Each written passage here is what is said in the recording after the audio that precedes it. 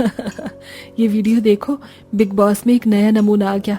इस बार कोई अच्छा कंटेस्टेंट आ ही नहीं रहा है। बोरिंग से बिग बॉस एपिसोड हैं सारे, और बोरिंग सी मेरी दोनों बहुएं भी। नहीं नहीं माँ जी, आप मुझे बोरिंग मत कहिए। मैं बहुत अच्छी हूँ। मैं आपका बहुत अच्छा मेकअप कर सकती हूँ। मेकअप करने में नंबर 1 हूँ और मुझे डांस करना भी बहुत अच्छे से आता है। चलिए आप मेरे साथ एक रील बना लीजिए, जैसा मैं करूँ वैसे डांस करना। ठीक है, और बड़ी बहू तो जल्दी कर, शाम होने को आई है, अभी तक फिर से मसाले नहीं पीसे हैं क्या? मसाले पीसते पीसते मेरी नाक में जलन हो रही है और माँ जी को कोई फर्क ही नहीं पड़ रहा।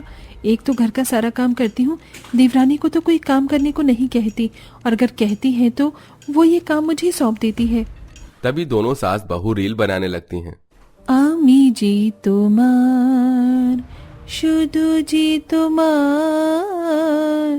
आमी जी तुम्हार, मेरी चाहते तो फिजा में बहेंगी, जिंदा रहेंगी होके फना,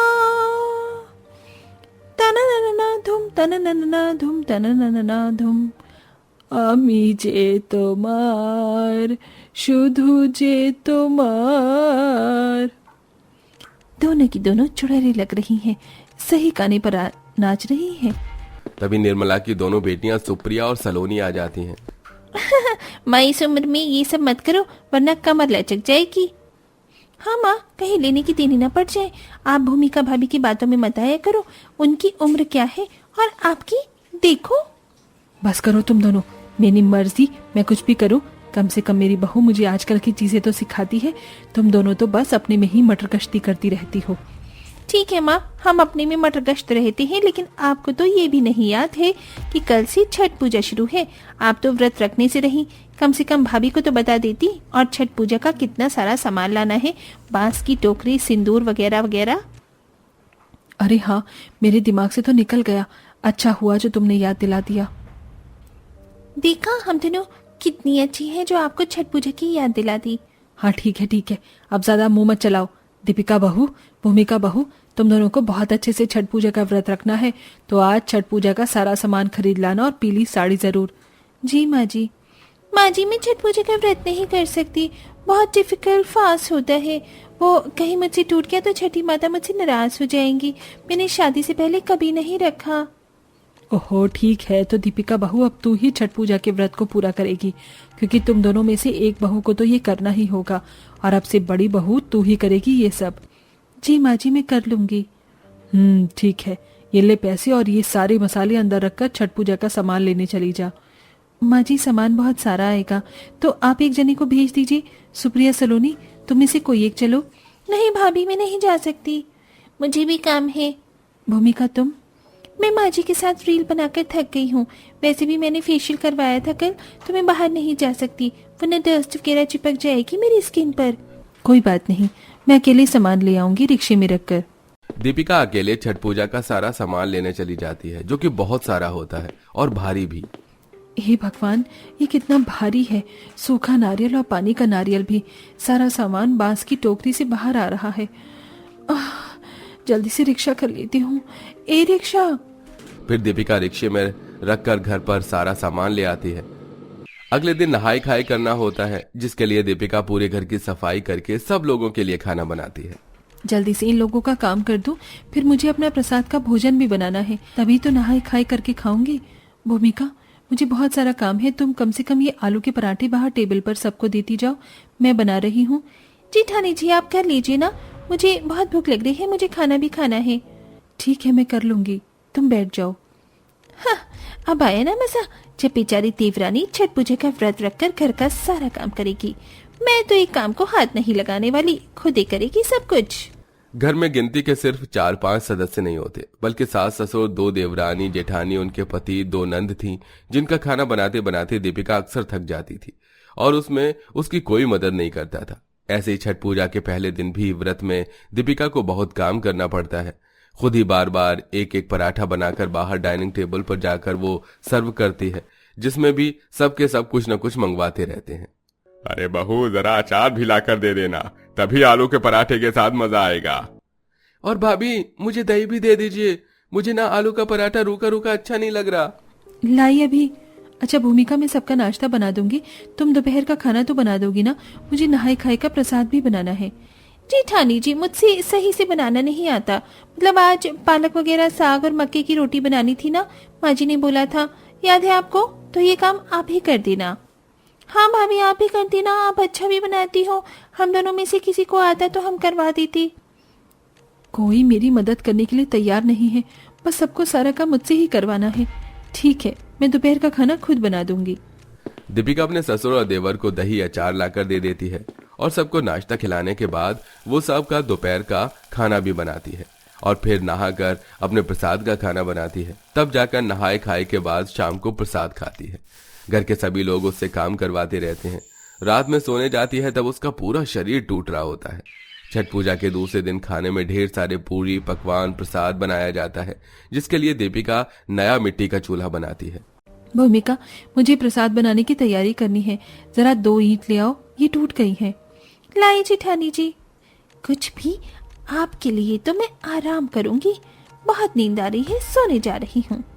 भूमिका ऐसा कहकर अपने कमरे में सोने चली जाती है और बेचारी दीपिका 1 घंटे तक यूं ही बैठी रहती है और जब उठकर जाती है तो खिड़की से अपनी देवरानी को सोया हुआ पाती है।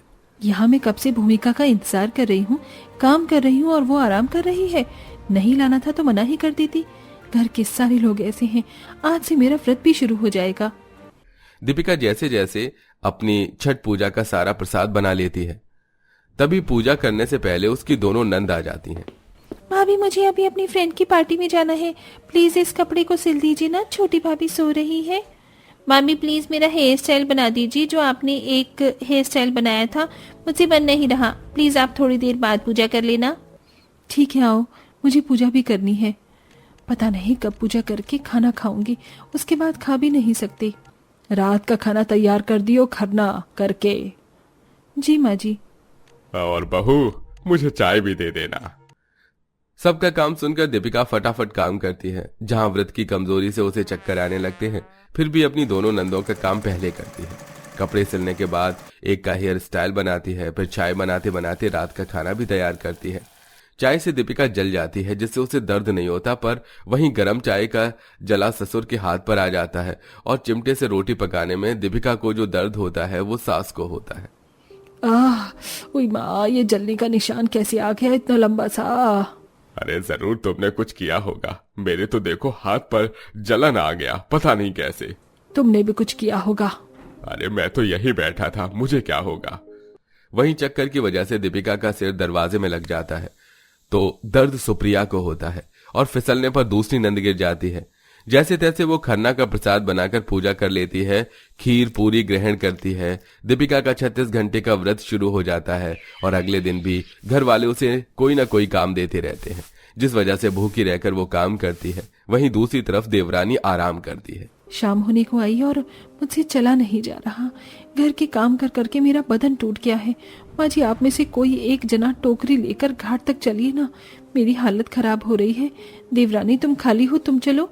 ना बाबा ना, मैं नहीं जा सकती, मेरे से नहीं उठेगा ये सारा। और क्या, तूने व्रत रखा है तो तू ही काम करिए सारा। ठीक है माँ जी। जैसे तैसे दीपिका अपने सिर पर फलों से भरी बांस की टोकरी रखती है तो बाहर जाकर टोकरी के लिए बेहोश हो जाती है। गिरने से घर के सभी लोगों के पाँव में अचानक से छाले पड़ जाते हैं। वहीं दूसरी तरफ दीपिका को सब लोग उठाते हैं और वो घाट पर जाकर डूबते सूर्य को जल्दी से अर्घ देती है। घर में एक साथ सब लोगों के पैरों में छाले पड़ जाने से सब परेशान होते हैं। निर्मला, ये मेरे पैर में क्या हो गया अचानक से? अभी तो मैं ठीक था। अजी, मुझे भी हो रहा है। और मम्मी पापा मुझे भी। सबको एक साथ क्यों हो रहा है? जरूर माँ, हम सब में से कोई गलती हुई है जिस वजह से छठी मैया हमसे नाराज है। अगर हमसे गलती हुई है तो हमें छठी मैया से प्रार्थना करनी चाहिए।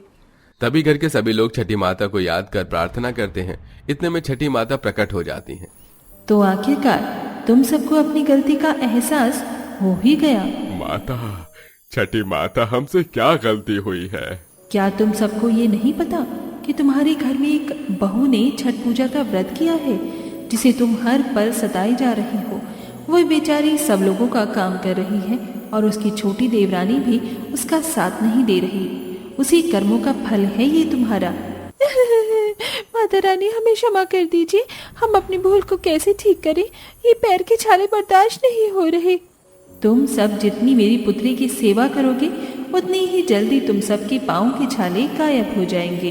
ये कहकर छठी माता अंतर्ध्यान हो जाती हैं और जब बहू ठंड में घाट में टोकरी लिए खड़ी रहती है तो उसका पति और देवरानी टोकरी लेते हैं और वो अपने व्रत को पूरा करती है। अगली सुबह जब सूरज को अर्घ देती है तो घर के सभी लोग प्रसाद बताकर उसका ख्याल रखते हैं, उसके हाथ पैर दबाते हैं, अपनी गलती का पछतावा करते हैं, जिससे धीरे धीरे उनके पैर के छाले चले जाते हैं और अपनी भूल सुधारते हैं। जय हो छठी मैया की। तो दोस्तों, क्या आप भी मानते हैं हमारी करनी का फल हमें ही भुगतना पड़ता है?